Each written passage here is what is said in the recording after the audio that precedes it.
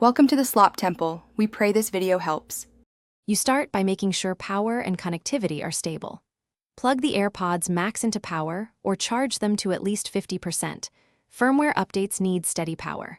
Once done, keep the headphones near your iPhone or iPad with Bluetooth on and the device unlocked so the update can transfer automatically. Make sure Wi-Fi is connected because the phone downloads the firmware first. This first step establishes the link between device and headphones so the update can begin reliably. You now focus on transfer and verification. With the AirPods Max connected and in use or in the case close to your iPhone, the phone will push the firmware automatically once it downloads.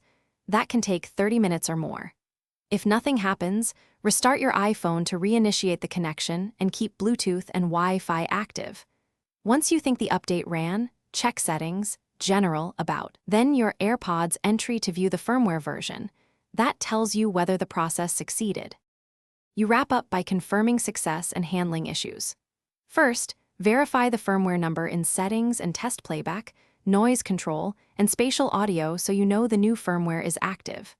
If the update stalled, reset the AirPods Max by holding the Noise Control button and digital crown together until the LED flashes, then reconnect and try again. If problems persist, contact Apple support or visit a store, because persistent firmware failures often need diagnostics. Thanks for watching.